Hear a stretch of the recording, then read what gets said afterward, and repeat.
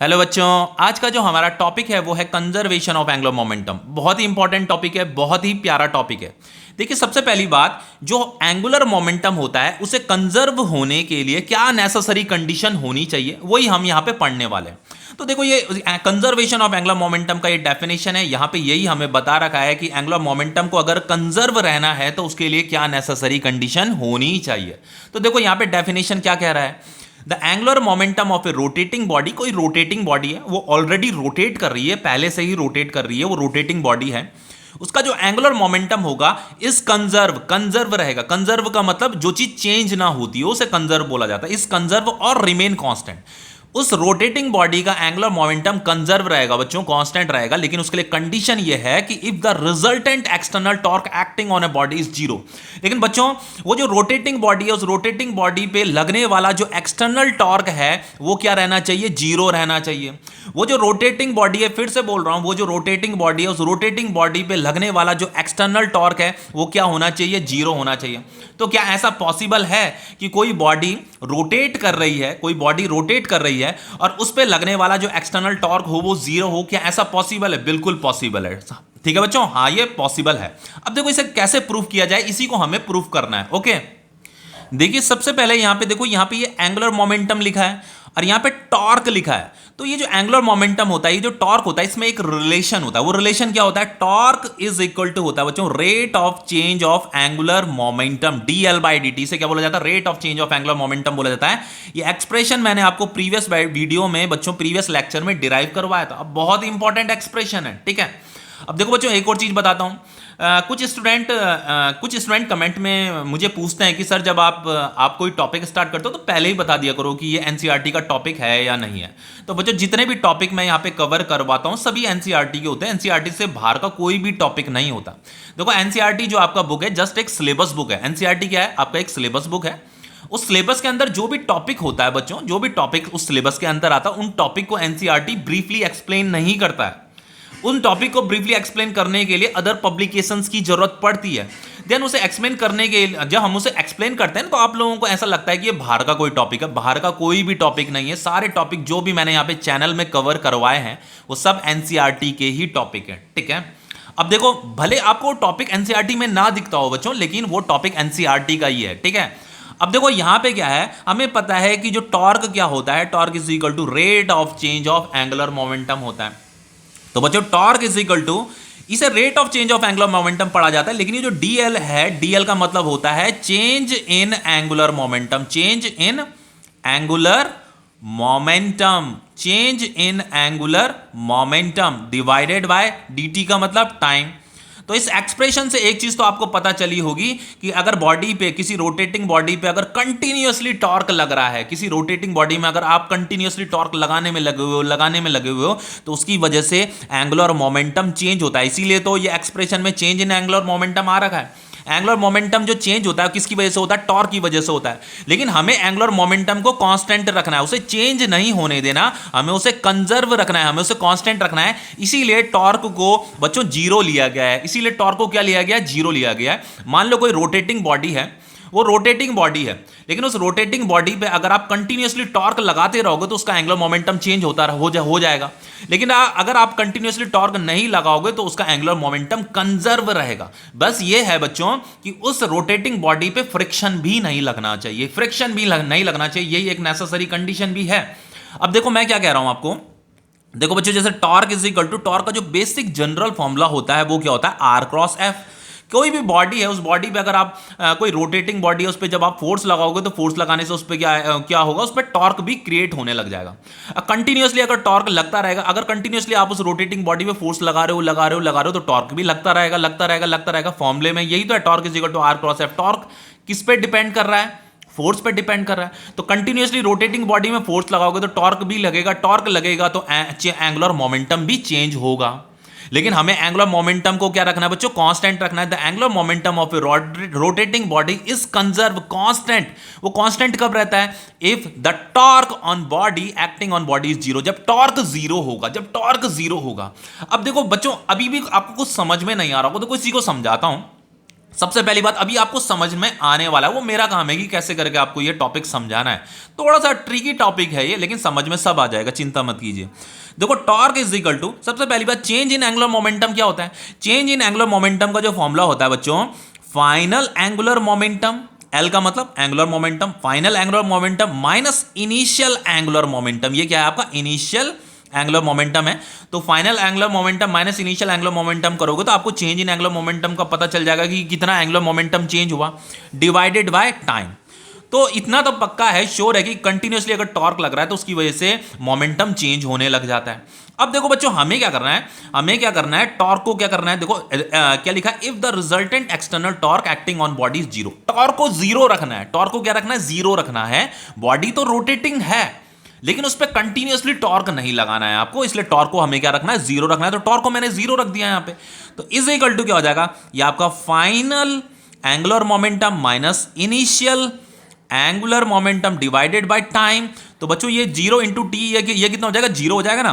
तो ये फाइनली हो जाएगा आपका final angular momentum minus initial angular momentum is equal to zero into time. कितना हो जाएगा बच्चों? जीरो हो जाएगा। क्या हो जाएगा? जीरो हो जाएगा। तो फाइनली हमें इस एक्सप्रेशन से क्या पता चल रहा है? इस एक्सप्रेशन से यह पता चल रहा है बच्चों कि जो फाइनल एंगुलर मोमेंटम होगा वो किसके इक्वल होगा? ये राइट हैंड साइड में पॉजिटिव हो जाएगा, वो इनिशियल एंगुलर मोमेंटम के इक्वल होगा। तो देखो बच्चों final angular momentum, initial angular momentum दोनों के दोनों इक्वल आ गए। वो इक्वल कब आएंगे? जब हम टॉर्क को क्या लेंगे? जीरो लेंगे। क्योंकि बच्चों टॉर्क को जीरो इसलिए लेना पड़ा क्योंकि टॉर्क अगर होगा, बॉडी पे अगर टॉर्क होगा तो उसकी वजह से एंगुलर मोमेंटम चेंज होने लग जाता है। लेकिन जैसे ही हमने टॉर्क को जीरो रखा, यहां पे टॉर्क की वैल्यू को जीरो पुट किया, तो आपका जो फाइनल एंगुलर मोमेंटम था, जो इनिशियल एंगुलर मोमेंटम था, वो इक्वल हो गया। समझ में आया कुछ? अब देखिए बच्चों ये जो एंगुलर मोमेंटम है, एंगुलर मोमेंटम का जो फॉर्मूला होता है, जो एक्सप्रेशन होता है, वो क्या होता है? ये भी मैंने आपको प्रीवियस लेक्चर में एक्सप्रेशन ये डिराइव कराया जो मैं यहां पे लिखने जा रहा हूं। देखो angular momentum is equal to क्या होता है आपका? Moment of inertia into angular velocity, moment of inertia into angular velocity. तो बच्चों ये आपका ये फाइनल एंगुलर मोमेंटम है, ये इनिशियल एंगुलर मोमेंटम है। तो चलो मैंने फाइनल को L2 से रिप्रेजेंट कर दिया, इनिशियल को L1 से रिप्रेजेंट कर दिया, कंफ्यूज मत होना, ठीक है? तो बच्चों एंगुलर मोमेंटम का फॉर्मूला क्या है? मोमेंट ऑफ इनर्शिया, और ये एंगुलर वेलोसिटी है। तो मैं इसे यहां पे लिख रहा हूं, ठीक है? ये moment of inertia, angular velocity. तो ये आपका फाइनल मोमेंट ऑफ इनर्शिया है, ये आपका फाइनल एंगुलर वेलोसिटी है, इज इक्वल टू ये आपका इनिशियल एंगुलर मोमेंटम है, तो ये आपका इनिशियल मोमेंट ऑफ इनर्शिया है, ये आपका इनिशियल एंगुलर वेलोसिटी है। इतना समझ में आ गया? अब देखिए बच्चों हमें क्या करना है? एंगुलर मोमेंटम को कंजर्व रखना है। मान लो कोई रोटेटिंग बॉडी है, उस रोटेटिंग बॉडी का एंगुलर मोमेंटम कंजर्व रहना चाहिए। तो देखो कंजर्व का मतलब क्या है? ये इनिशियल एंगुलर मोमेंटम है, ये फाइनल एंगुलर मोमेंटम है।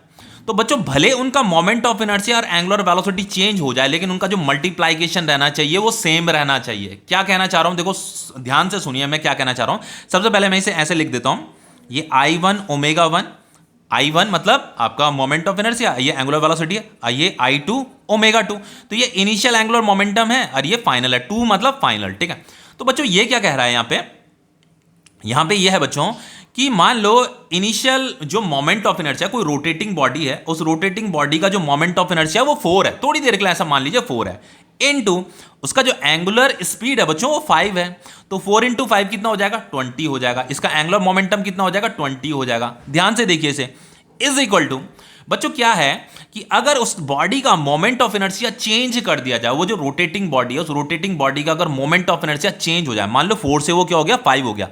तो यहां पे मोमेंट ऑफ इनर्शिया पहले 4 था, अब वो क्या हो गया? इंक्रीज हो गया, 5 हो गया। क्या हो गया? इंक्रीज हो गया, 5 हो गया।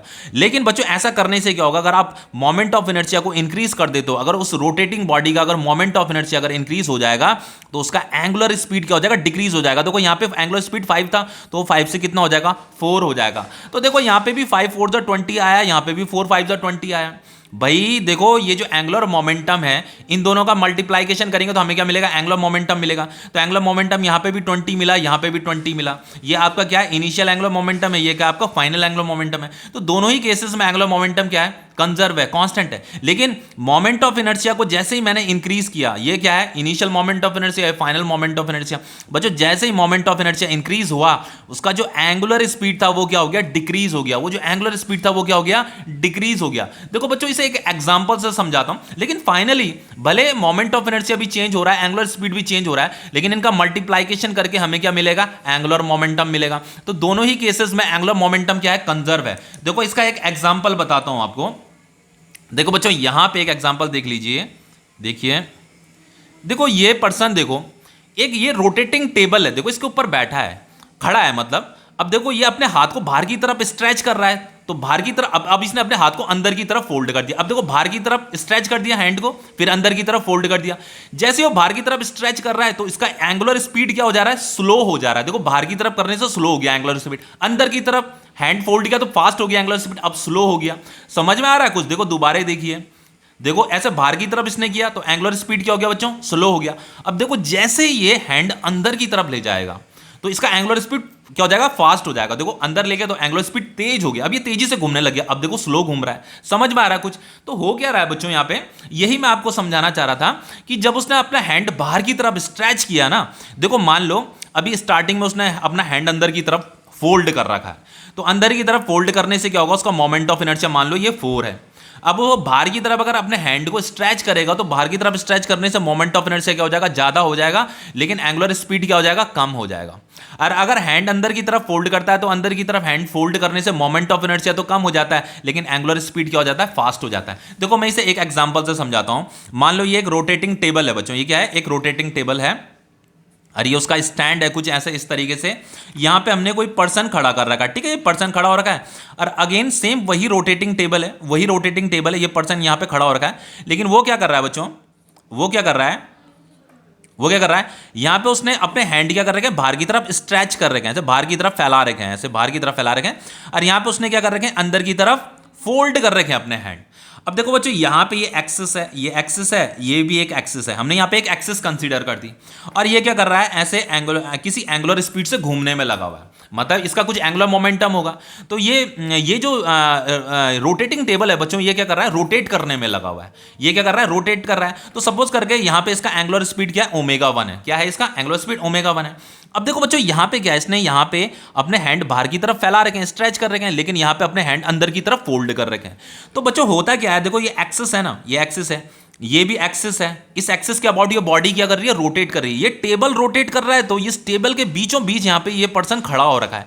तो टेबल रोटेट करेगी तो ये पर्सन भी रोटेट करेगा, टेबल रोटेट करेगी तो ये पर्सन भी रोटेट करेगा। लेकिन बच्चों होता क्या चीज है कि मान लो अभी इसने अपने हैंड अंदर की तरफ स्ट्रेच कर रखे हैं और इसकी एंगुलर स्पीड ω1 है, लेकिन जैसे ही ये अपने हैंड बाहर की तरफ स्ट्रेच करेगा तो यहां पे का जो मोमेंट ऑफ इनर्शिया होगा ना, वो मोमेंट ऑफ इनर्शिया ज्यादा हो जाएगा, लेकिन इसका जो एंगुलर स्पीड होगा, एंगुलर स्पीड कम हो जाएगा। क्या हो जाएगा? कम हो जाएगा। तो मोमेंट ऑफ इनर्शिया ज्यादा होने से एंगुलर स्पीड कम हो जाता है, और जब ये वापस अपना हैंड अंदर की तरफ फोल्ड करेगा, अंदर की तरफ सिकोड़ेगा, अपने हैंड को चेस्ट के पास लाएगा, तो यहां पे का मोमेंट ऑफ इनर्शिया कम हो जाएगा। मोमेंट ऑफ इनर्शिया तो कम हो जाएगा, लेकिन एंगुलर स्पीड क्या हो जाएगा? ज्यादा हो जाएगा। ठीक है, समझ में आ रहा है?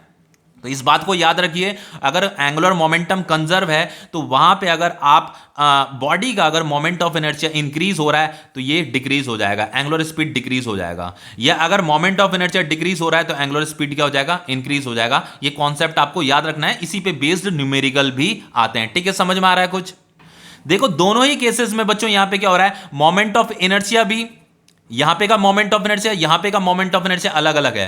एंगुलर स्पीड दोनों की अलग अलग है दोनों केसेस में, लेकिन इनका जो मल्टीप्लाइकेशन है वो सेम आने वाला है। जो मल्टीप्लाइकेशन है वो सेम आने वाला है। इसका मतलब यहां पे जो एंगुलर मोमेंटम था वो कंजर्व था, क्योंकि दोनों का मल्टीप्लाइकेशन क्या आता है? सेम आता है। समझ में आ रहा है कुछ?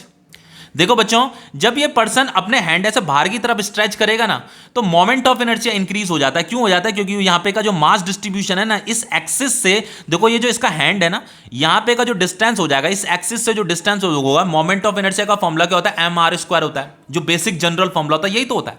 अब इस एक्सिस से जो ये जो इसका हैंड है, ये जो हाथ है इसका, ये जो डिस्टेंस है ज्यादा हो गई ना, यहां पे जो मास डिस्ट्रीब्यूशन है बच्चों, मास डिस्ट्रीब्यूशन एक्सिस से बहुत ज्यादा दूर है। लेकिन यहां पे देखो ये जो मास डिस्ट्रीब्यूशन है, इस बॉडी का जो मास है बच्चों, इस एक्सिस के पास है। ये जो बॉडी है इसका मास क्या है? इस एक्सिस के पास है। लेकिन जैसे ही ये अपने हैंड को स्ट्रेच करेगा तो इस बॉडी का जो मास है वो क्या है? इस एक्सिस के दूर दूर है, वो स्ट्रेच कर दिया ना, उसने अपना हैंड स्ट्रेच कर दिया, तो मास डिस्ट्रीब्यूशन दूर हो गया, एक्सिस के दूर चला गया, तो देन यहां पे का मोमेंट ऑफ इनर्शिया ज्यादा हो जाएगा। मोमेंट ऑफ इनर्शिया ज्यादा होने से एंगुलर स्पीड कम हो जाएगा। बस इतना सा ही कॉन्सेप्ट है, बाकी बच्चों कुछ भी नहीं है। तो आपको याद क्या रखना है बच्चों कि टॉर्क क्या होना चाहिए, जीरो होना चाहिए। टॉर्क जीरो कब होगा, जब फोर्स जीरो होगा। मान लो कोई रोटेटिंग बॉडी है, देखो टॉर्क किस पे डिपेंड करता है बच्चों, फोर्स पे डिपेंड करता है।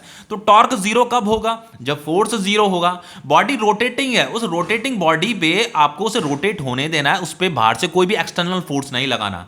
तो एक्सटर्नल फोर्स नहीं लगाओगे तो एक्सटर्नल टॉर्क भी नहीं लगेगा। देन क्या होगा, देन बच्चों, देन जो एंगुलर मोमेंटम रहेगा वो इज कंजर्व रहेगा। क्या रहेगा, कंजर्व रहेगा। कंजर्व का मतलब कांस्टेंट रहेगा। लेकिन बच्चों अगर आप किसी बॉडी पे फोर्स लगा देते हो, किसी रोटेटिंग बॉडी पे अगर फोर्स लगा देते हो, तो उस पे टॉर्क भी एक्ट करने लग जाएगा। टॉर्क अगर एक्ट करेगा तो angular momentum can not be conserve, वो कंजर्व नहीं रह सकता, वो कंजर्व नहीं रह सकता बच्चों, कैन नॉट बी कंजर्व, वो चेंज होने लग जाएगा। अगर किसी बॉडी पे टॉर्क एक्ट कर रहा है तो एंगुलर मोमेंटम चेंज होता है। लेकिन अगर टॉर्क एक्ट नहीं कर रहा है और वो बॉडी अगर रोटेटिंग है तो वहां पे का एंगुलर मोमेंटम क्या रहता है, कंजर्व रहता है। ठीक है, इतना समझ में आ गया। अब देखिए बच्चों कुछ न्यूमेरिकल कर लेते हैं। ठीक है,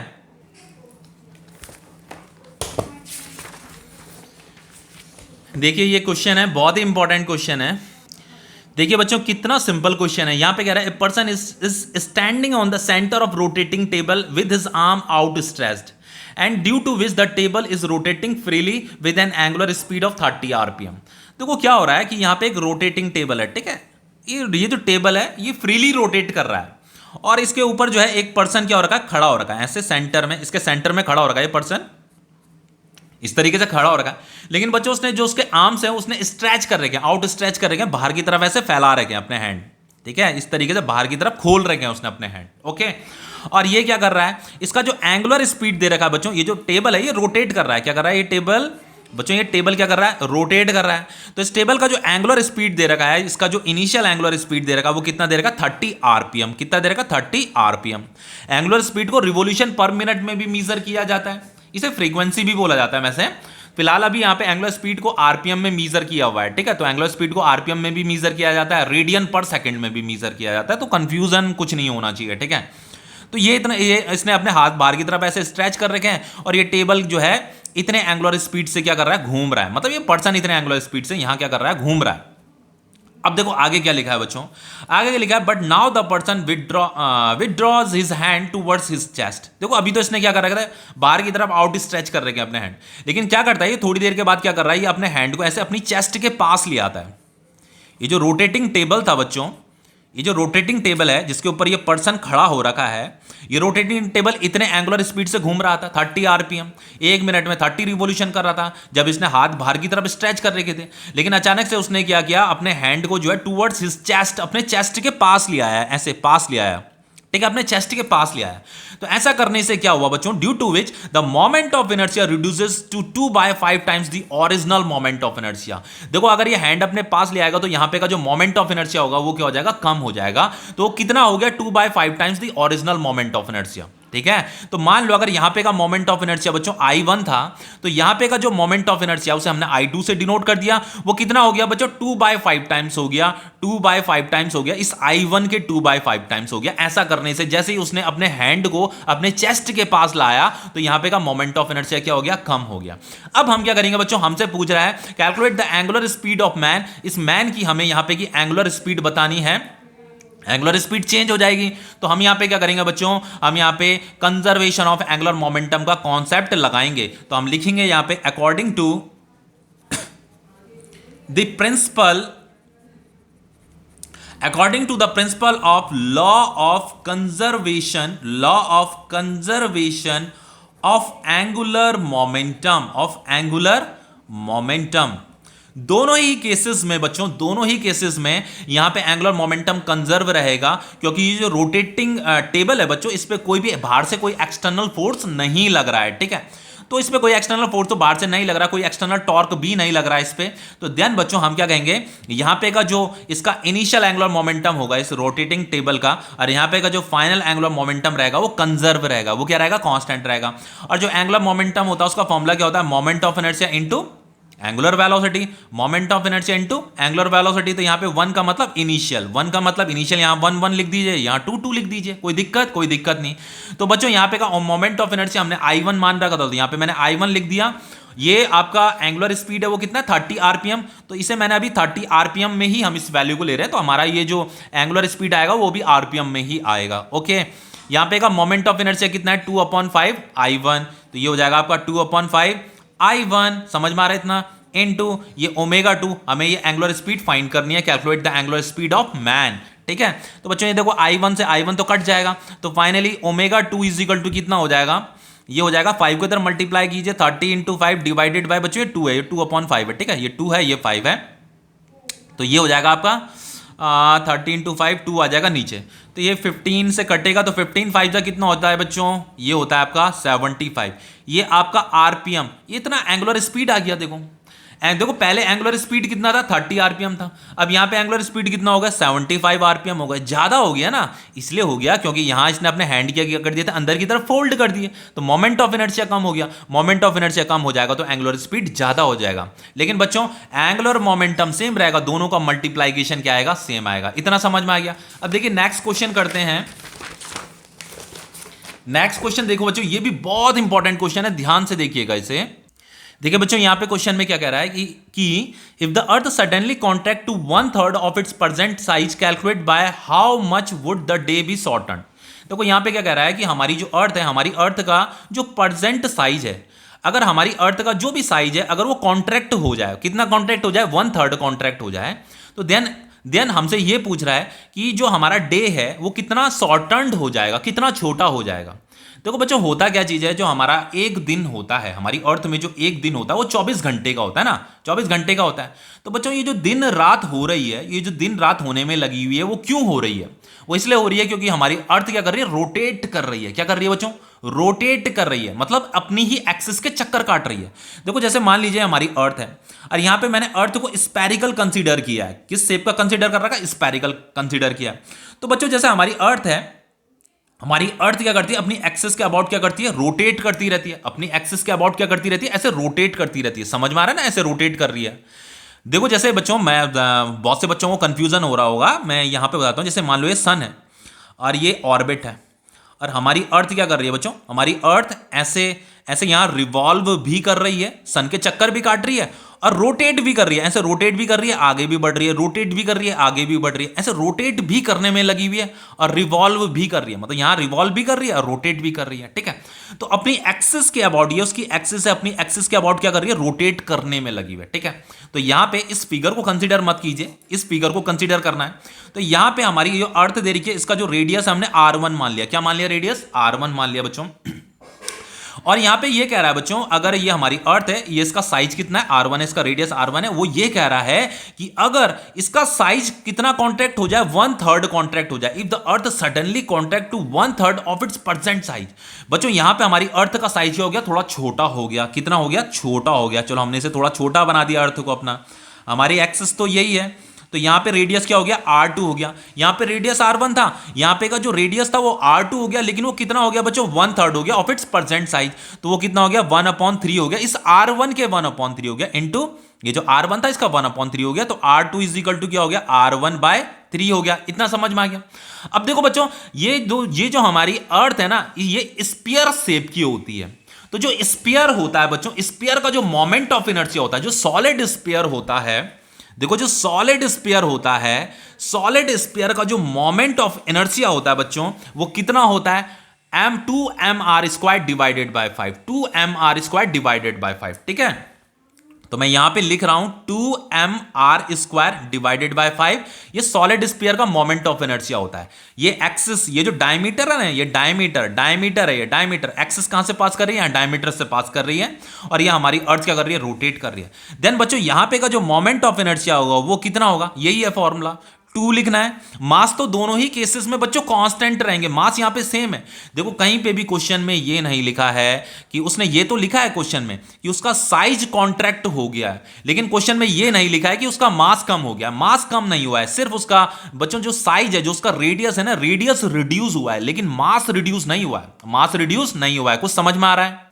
बस बच्चों मास दोनों ही केसेस में सेम है, लेकिन यहाँ इसका जो वॉल्यूम है ना, वॉल्यूम यहाँ पे का वॉल्यूम कम हो गया, यहाँ पे का वॉल्यूम ज्यादा था, तो यहाँ पे का वॉल्यूम कम होने से क्या हुआ होगा, इसका डेंसिटी इंक्रीज हो गया होगा। यहाँ पे की जो ये अर्थ है, अगर हमारी अर्थ कॉन्ट्रैक्ट हो जाएगी और मास अगर उसका सेम है तो हमारी अर्थ का जो डेंसिटी होगा वो ज्यादा हो जाएगा। ठीक है, इतना समझ में आ रहा है। तो बच्चों यहाँ पे का जो मोमेंट ऑफ इनर्शिया होगा, हम इसी फॉर्मूले को मैं यूज कर रहा हूँ। मोमेंट ऑफ इनर्शिया कितना हो जाएगा, 2 मास हमें सेम लेना है, m लूंगा मैं, और ये रेडियस कितना है, r1 का स्क्वायर डिवाइडेड बाय 5। ये मोमेंट ऑफ इनर्शिया हो गया, ये वाली हमारी जो अर्थ है, जो परसेंट साइज है उसका। ठीक है, अब देखो बच्चों यहाँ पे का जो मोमेंट ऑफ इनर्शिया हो जाएगा वो कितना हो जाएगा, ये 2 मास m, यहाँ पे रेडियस कितना है बच्चों, r2 है। क्या है, r2 इज इक्वल टू हम r1/3 लिखेंगे, अभी फिलहाल r2 ही लिख लो, r2 का स्क्वायर डिवाइडेड बाय 3। तो इसे अगर मैं सॉल्व करता हूं तो ये कितना हो जाएगा, ये 2m, r2 की जगह मैं r1/3 लिख रहा हूं मैं। ठीक है, तो ये r1/3 का होल स्क्वायर और ये डिवाइडेड बाय 3 भी आएगा बच्चों, यहाँ पे ये 3 भी आएगा। ठीक है, तो फाइनली ये मोमेंट ऑफ इनर्शिया कितना हो गया, 2m r1 का स्क्वायर, 3 3 जा 9, और ये 3 भी आएगा बच्चों, यहाँ पे 3 भी आएगा और ये 9 भी आएगा। ठीक है, इतना समझ में आया।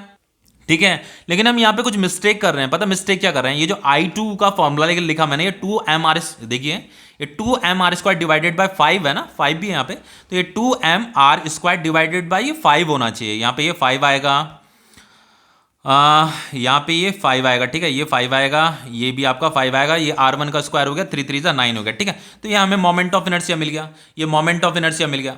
तो यहाँ पे का देखो रेडियस छोटा हो गया था, तो यहाँ पे का मोमेंट ऑफ इनर्शिया क्या हो जाएगा, कम हो जाएगा। यहाँ पे का रेडियस ज्यादा है तो यहाँ पे का मोमेंट ऑफ इनर्शिया क्या होगा, ज्यादा होगा। तो बच्चों होता क्या चीज है, होता क्या चीज है, हमें यह बताना है कि यहाँ how much would the day be shorten, day कितना छोटा हो जाएगा, दिन कितना छोटा हो जाएगा। देखो जब हमारा ये जो अर्थ का जो साइज था, ये ओरिजिनल साइज है अर्थ का। ठीक है, तो यहाँ पे जो बच्चों साइज, यहाँ पे जो डे होता है उसका जो टाइम पीरियड होता है, टाइम पीरियड कितना होता है, 24 आवर होता है ना, 24 आवर होता है, इतना तो आपको पता ही होगा। हमारी अर्थ अपनी एक्सिस के अबाउट जो चक्कर काट रही है, अपना पूरा कंप्लीट 1 रिवोल्यूशन जो करती है वो 24 आवर में करती है। ठीक है, जब उसका रेडियस r1 था, ये उसका ओरिजिनल साइज है, तो वो 24 आवर लगा रही है पूरा एक चक्कर काटने में, ऐसे पूरा स्पिन करने में 24 आवर लगा रही है। अब अगर वो कॉन्ट्रैक्ट हो जाती है, उसका रेडियस अगर r2 हो जाता है, तो हमें यहां पे का टाइम पीरियड निकालना है। यहां पे का चलो ये टाइम पीरियड हमने इसे t1 बोल दिया, हमें यहां पे का टाइम पीरियड निकालना है t2। अब इसे कैसे करें, देखो बच्चों बहुत सिंपल है, हमें एंगुलर मोमेंटम को क्या रखना है, कंजर्व रखना है। एंगुलर मोमेंटम का फॉर्मूला क्या होता है बच्चों, I1 ω1 is equal to I2 ω2। समझ में आ रहा है, मोमेंट ऑफ इनर्शिया ये क्या है आपका एंगुलर स्पीड, ये भी आपका एंगुलर स्पीड है। तो दोनों ही केसेस में एंगुलर स्पीड क्या हो जाएगी, चेंज हो जाएगी। समझ में आ रहा है। अब देखो बच्चों यहां पे क्या करते हैं, सबसे पहली बात ये जो एंगुलर स्पीड होती है ना, देखो angular speed is equal to क्या होता है आपका, angular displacement divided by time.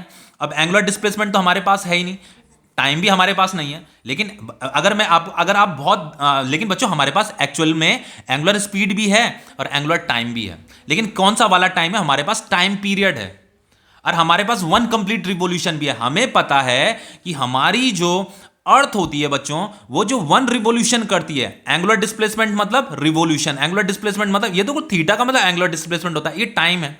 तो हमें पता है कि हमारी अर्थ जो है बच्चों 1 रिवोल्यूशन करने में टोटल डिवाइडेड बाय टाइम कितना टाइम लेती है बच्चों, कितना टाइम लेती है, 24 आवर लेती है। कितना लेती है, 24 आवर। तो बच्चों ये जो रिवोल्यूशन है ना, ये जो 1 रिवोल्यूशन है, इस revolution 1 revolution is equal to 2 pi radian होता है, 2 पाई रेडियन होता है। जब हमारी अर्थ पूरा 1 कंप्लीट रिवोल्यूशन कर ले, मतलब अपना पूरा एक चक्कर जब वो काट देती है ना, जब पूरा का पूरा, जैसे ये इस एक्सिस के अबाउट घूम रही है, तो जब ये पूरा का पूरा एक चक्कर काट देगी, तो एक चक्कर वो 1 दिन में काटती है। अपना खुद का चक्कर कह रहा हूं मैं, अपना खुद का चक्कर वो 1 दिन में काटती है। जब 1 दिन हो जाता है तो 24 घंटे लगाती है। कितने घंटे लगाती है, 24 घंटे लगाती है। तो बच्चों वो जो 1 रिवोल्यूशन होता है ना, जो 1 रिवोल्यूशन होता है, ध्यान से सुनिए मैं क्या कह रहा हूं। 1 रिवोल्यूशन का मतलब होता है 360 डिग्री का एंगल उसने कवर किया। 360 डिग्री एंगल का मतलब होता है 2 पाई रेडियन।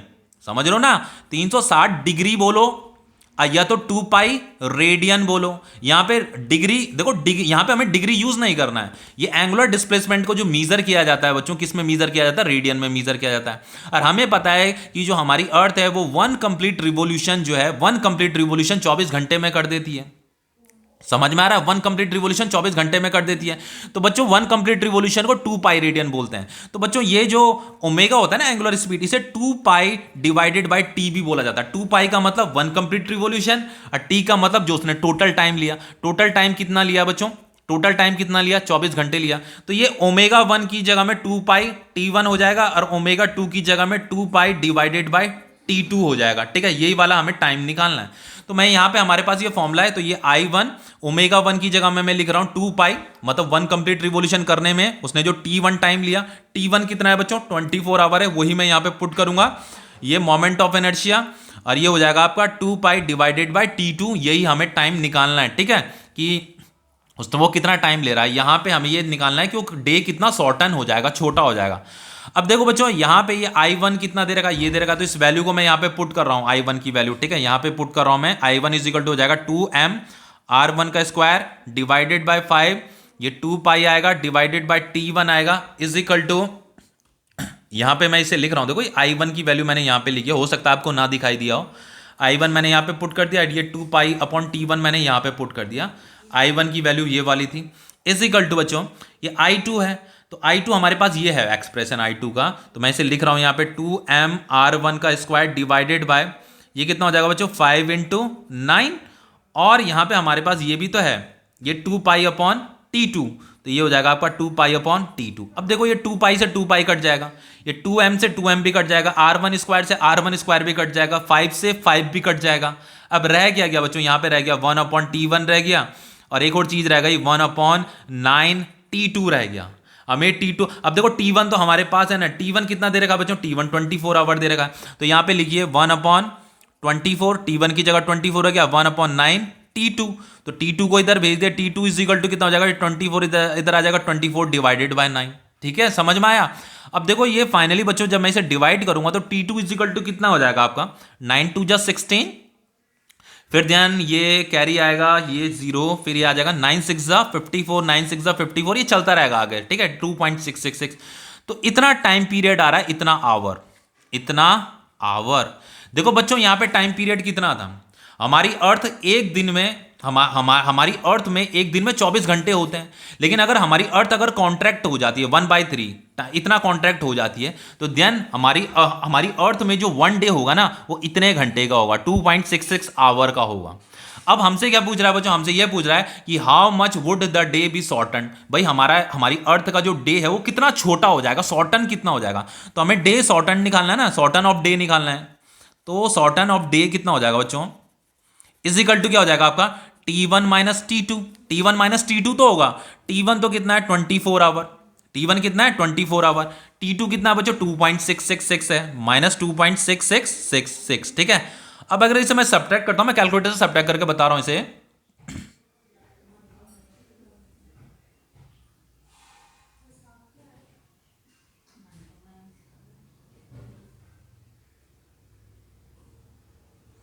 ये आ रहा है बच्चों 21.334 आवर। बच्चों अगर हमारी अर्थ कॉन्ट्रैक्ट हो जाती है 1/3 टाइम्स ऑफ R1 हो जाती है, मतलब इतनी कॉन्ट्रैक्ट हो जाती है, देन हमारा जो डे है बच्चों 21.334 आवर छोटा हो जाएगा, मतलब इतना डे शॉर्टन हो जाएगा। समझ में आ रहा है। तो ये क्वेश्चंस आपके कंप्लीट हो गए हैं। ठीक है।